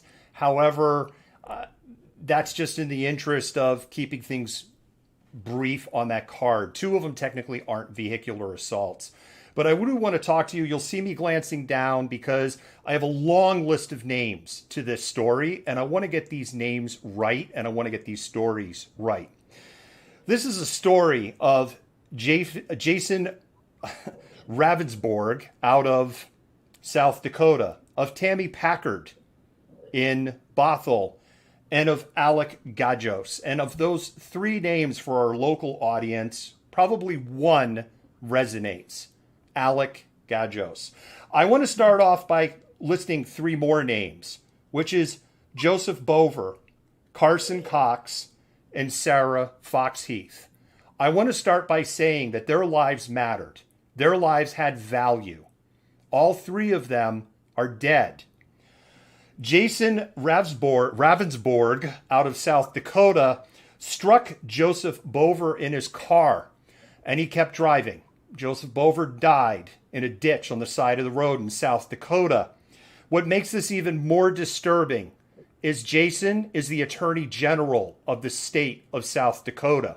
He came back 15 hours later under the banner of, I wanted to remove the deer carcass from the road. And upon discovering the human body, called authorities. There's been a very lengthy investigation. Jason volunteered for a blood alcohol test almost 20 hours after he struck Joseph. And what a shock, his blood alcohol was 0.0. Jason is facing 3 misdemeanor charges in South Dakota this week, and there is talk about potentially, ironically, impeaching him out of his job from Attorney General. The South Dakota legislature is controlled by Republicans, and it's Republicans talking about impeaching him. The next name on this list is Alec Gajos. Alec Gajos struck Carson Cox and Sarah Foxheath, who were walking on the side of the road on 524 in Bothell, Washington. Actually, within walking distance of where I used to live. Where Alex Gajos was arrested is a store, a 7-Eleven, that I used to walk to frequently for things like a half a gallon of milk. Alex Gajos was arrested, and he did the exact same actions as Jason Ravsborg. Instead of going, well, I thought I hit a deer, he said, well, I thought I hit a trash can. And he went to work like nothing happened. And if you go and you Google and you look at the picture of Alex's damage and you look at the picture of the damage to Jason's car, they're almost identical. But there's one key difference to this story. Alex Gajos was tracked down like the dog that he is and the dog that he deserved to be tracked down of. And he is sitting in jail for the murder of 2 people. Jason Ravsborg in South Dakota, the Attorney General of that state, is home with his wife and family, facing 3 misdemeanor charges. Now, there was another name that we talked about in here, which is Tammy Packard.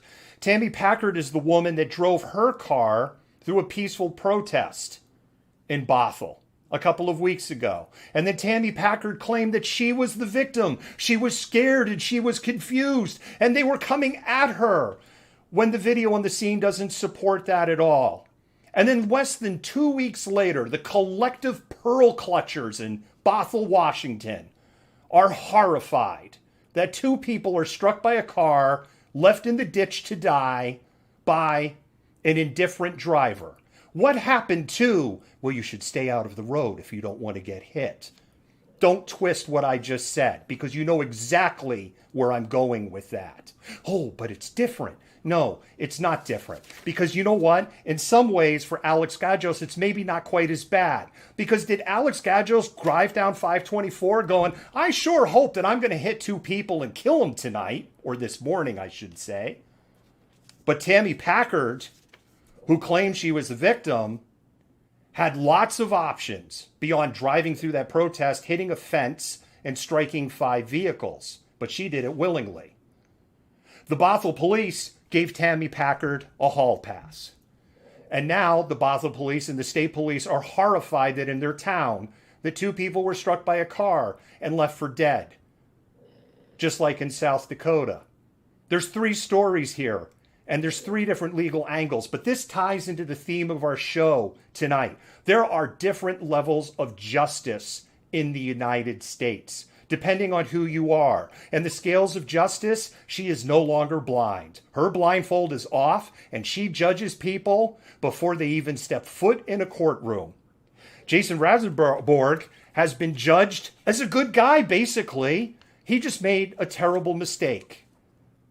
Now, if you and I hit somebody and left somebody dead on the side of the road, and then 15 hours later went back and then claimed that we hit a deer and we thought it was, and then we said, okay, we're going to submit to a alcohol test now that 15 hours have gone by, and then authorities drag their feet 5 more hours to do the blood draw to come up with 0.0, because if his blood alcohol was below 4.0, when he killed Joseph Bover, married, 55, then of course his blood alcohol is 0.0. Make no mistake about it. He's getting that hall pass in South Dakota because he's the Attorney General. Make no mistake about it. Alec Gajos is getting nailed to the wall because he's an average slob like you and I, which is not to minimize the death of Carson or Sarah. but it is the hypocrisy of the legal system. And Tammy Packard with her Facebook page full of hate against Black Lives Matter and black people is snug as a bug in a rug in her home tonight, knowing she will never get charged and got away with the crime that she got away with. If you live in Bothell and you go, right on, Tammy Packard, and in the next breath, you hope that Alex Gajos burns in hell, you are a hypocrite. And there is no other way to put it. If you are defending the South Dakota Attorney General because he's a Republican, and certainly it must have just been a deer, you are a hypocrite. If you are outraged at the miscarriage of justice and how 3 people are being treated 3 completely different ways, all 3 of them fled the scenes of their crimes. 2 of them killed people. 1 of them, we don't know intent in their heart, but certainly, based on their Facebook postings, had intent in their heart to send a message to peaceful protesters. Anyway, malcontents, think about it and do better and demand better from your officials. There you go. Well said. Well said. All right, Jennifer, I think that's it. Jennifer, I said we would hit 2 hours. We're at 2 hours, 5 minutes, and I'm actually considering we had 9 stories tonight. Yeah. And an insurrection update. We did all right. I think we kicked ass tonight. Actually, if we had a normal story load, this would have been an hour show. Yeah. Look at us. Look, we're growing up. We're doing stuff. Yep. I know, malcontents, I'm leaving you on a really heavy note. I don't know what else to tell you on this one. I'm going to close with this on something. Here's something you could do that you could help us out. I'm going to hit this button a couple of times and make this fly out a couple of times.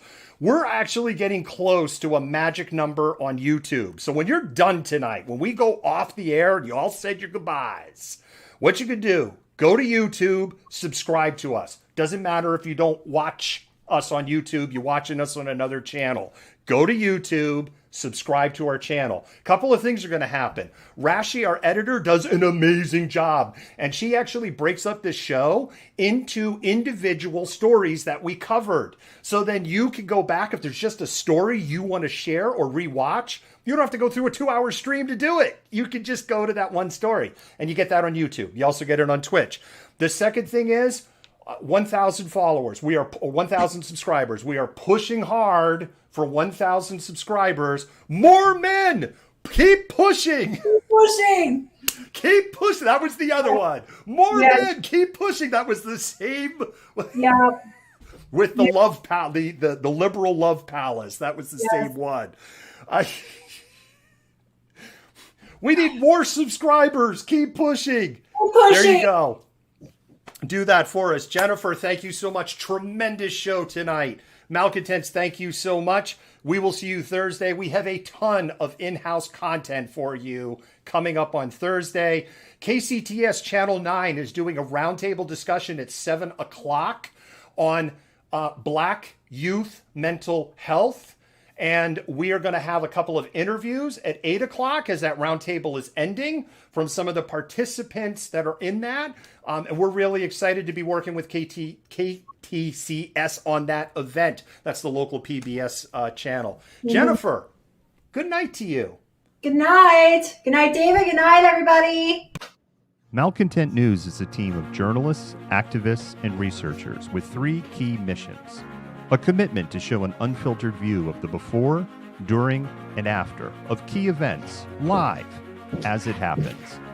To defend the First Amendment using our rights of a free press.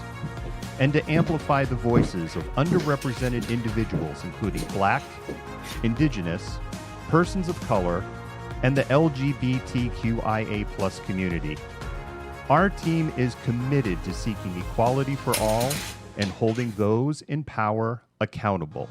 The easiest way to support Malcontent News is to bookmark our website at malcontentnews.com, like and follow us on Facebook, subscribe to us on YouTube, and follow us on Twitter, Twitch, Instagram, and in the Google News app. To provide financial support, you can become a patron, make a one-time donation through Venmo, or link your Twitch account to your Amazon Prime account and use your free subscription to subscribe to Malcontent News. Thank you for supporting independent journalism and for being a Malcontent.